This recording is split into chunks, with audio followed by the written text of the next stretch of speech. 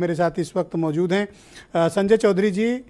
BJP ने एक वक्त 2013 और उसके बाद के कई चुनावों में दिल्ली को पूर्ण राज्य के दर्जा की वकालत की थी, बाकायदा इस पर प्रोग्राम्स जारी किए थे, बयान जारी हुए थे। आज दिल्ली से आपने उसका हक छीन लिया, क्यों?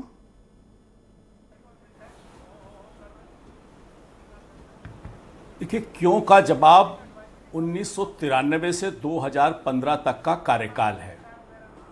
इस कार्यकाल में कांग्रेस के भी मुख्यमंत्री रहते हैं, भारतीय जनता पार्टी के भी मुख्यमंत्री रहते हैं। 5-5 मुख्यमंत्रियों का दौर पूरे भारत ने देखा है।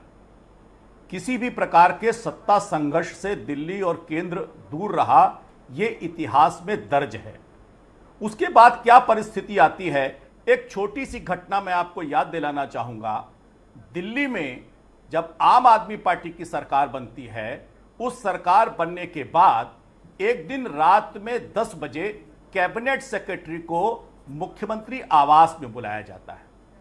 आवास में बुलाने के बाद वहां के सारे सीसीटीवी कैमरे बंद कर दिए जाते हैं और विधायक उस चीफ सेक्रेटरी के साथ क्या दुर्व्यवहार करते हैं, यह आपको भी याद होगा, मुझे भी याद है और देश को भी याद है।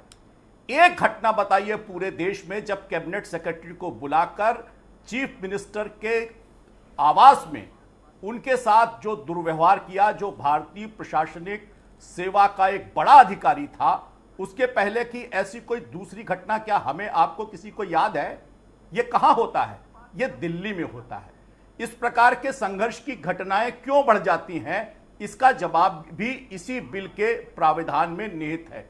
जब शक्ति का अतिक्रमण होगा और सीमाओं से बाहर जाकर अधिकारियों को बेजा दबाव डाला जाएगा, वो भी तब जब लोकतंत्र की बात करने वाले अपने समय में पूरे के पूरे एक सत्र में एक विधानसभा सत्र बुलाते हैं और लगातार हर वर्ष केवल पर आप चुनी हुई सरकार से सिर्फ इसलिए अधिकार छीन नहीं सकते हैं कि अधिकारियों से दुर्व्यवहार हुआ। मैं आपको उत्तर प्रदेश और दूसरे राज्यों में 10 ऐसे उदाहरण गिना सकता हूं जब अफसरों को बंद करके चप्पलों से पीटा गया था। सिर्फ इस आधार पर कि अफसरों से दुर्व्यवहार होता है, एक चुनी हुई सरकार से उसका अधिकार वापस लेना, ये कितना उचित है? नहीं, ये वही लोग तो है ना जिस गठबंधन ने आज अपने गठबंधन को बचाने के लिए लोकसभा में और विधेयकों को छोड़कर इसकी चर्चा पर एकजुट हो गए। जिसकी चर्चा कर रहे हैं इसमें वो राजनीतिक दल शामिल हैं। नोएडा की घटना आपको याद होगी, और नोएडा की घटना में कैसे अधिकारी को चप्पल से पीटा गया था, यह भी आपको याद है जी। आपने मुझे बेहतर याद दिला दिया। तो ये प्रकार अधिकारियों को डराने वाले, धमकाने वाले, नहीं, नोएडा में ही नहीं हुआ, आप जानते हैं, भले न कबूले, लखनऊ में भी हुआ है। ये नहीं, ये ऐसे ही करते रहे हैं। और मुझे लगता है कि इतने बड़े अधिकारी के साथ जिस प्रकार से ये लोकतांत्रिक भी नहीं कहा जा सकता, ये मर्यादित भी नहीं कहा जा सकता और नैतिक भी नहीं कहा जा सकता।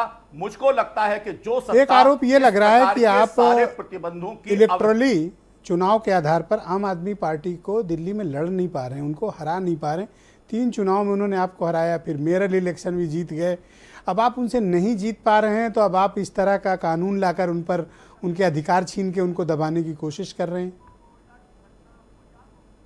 ब्रिजेश भाई, आप आधा ही सच देख रहे हैं। दिल्ली की लोकसभा सीट से आम आदमी पार्टी के कितने प्रतिनिधि निर्वाचित हैं? मुझे लगता है कि यह याद दिलाने की आवश्यकता नहीं है, यह बार बार लगातार होते हुए हमने देखा है। तो इसका मतलब यह नहीं है सर, आप पूरा सच नहीं बता रहे। लोकसभा सांसदों के पास कौन सा दिल्ली सरकार चलाने का अधिकार है? नहीं है सर। नहीं, आप जिसकी बात कर रहे हैं वो भी तो आधा ही सच बता रहे हैं।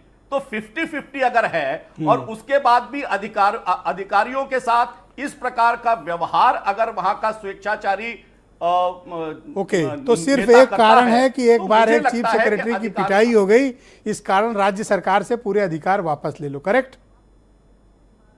नहीं, एक घटना नहीं है, ये तो सर्वोच्चता की घटना है। लगातार इस प्रकार की घटनाएं वहां पर आ रही हैं जब अधिकारियों के साथ इस प्रकार का बिना धन्यवाद, आप हमारे साथ जुड़े रहिएगा, डिबेट को आगे बढ़ाएंगे। मौखिक आधार पर कह देना और अमल में लाने की बात करना। शुक्रिया।